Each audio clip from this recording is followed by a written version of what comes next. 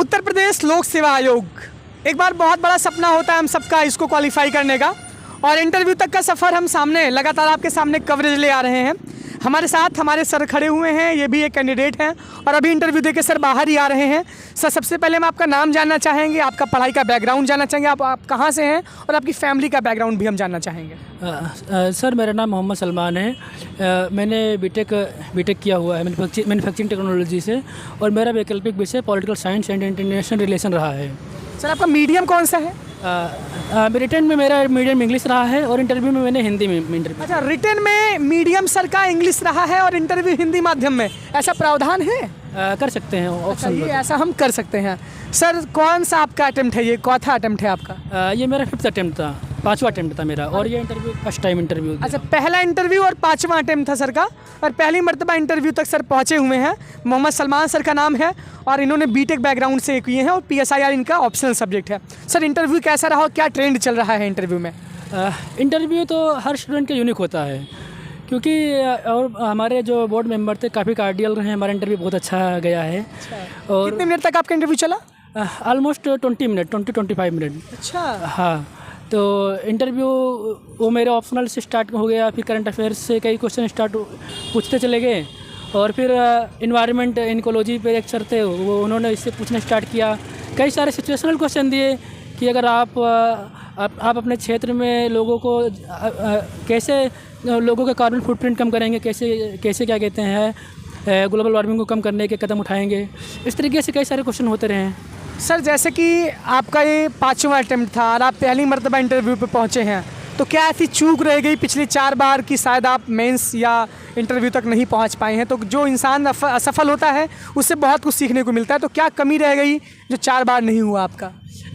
मेरी एक बहुत बड़ी कमी ये रही कि मैं लास्ट मंथ में जब कि एग्ज़ाम करीब होता है तो मैं ज़्यादातर फोकस करना स्टार्ट कर देता था करंट अफेयर्स पे, जबकि सिलेक्शन कराता है हमारे स्टैटिक पोर्शन, जिसे हम सालों से पढ़ते आ रहे होते हैं।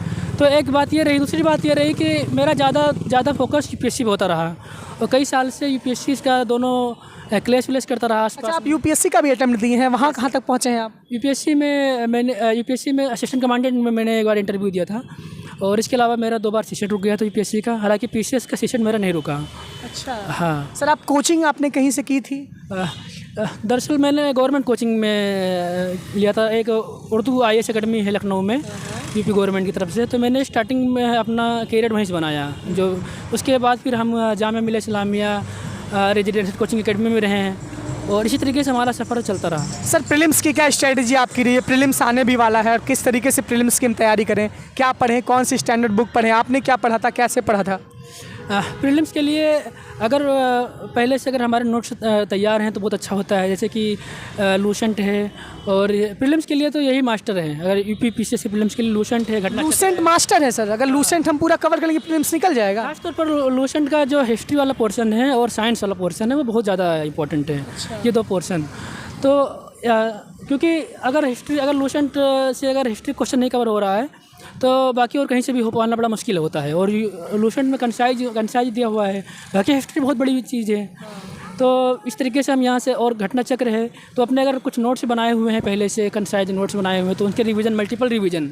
इसके अलावा ये है कि हम लास्ट टाइम पर अपने स्टैटिक को कमज़ोर नहीं करना है, स्टैटिक फोकस बनाए रखना है, करंट के लेवल तक ही पढ़ना है।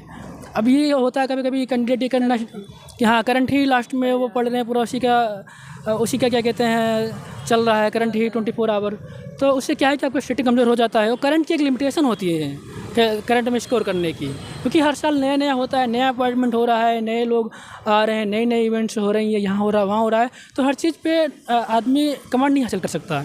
लेकिन जो स्टैटिक होता है 110-120 क्वेश्चन आ रहे होते हैं, यहाँ से अच्छा किया जा सकता है, यहाँ से स्कोर ज़्यादा बढ़ाया जा सकता है, क्योंकि हम इसी पढ़ रहे हैं, स्टैटिक का पोर्शन है, ये कॉन्सेप्ट का है ये।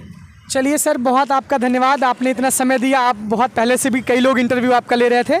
सर आपका बहुत बहुत धन्यवाद। हम उम्मीद करते हैं कि आप आगे के रिजल्ट में हमको ज़रूर दिखें। Thank you.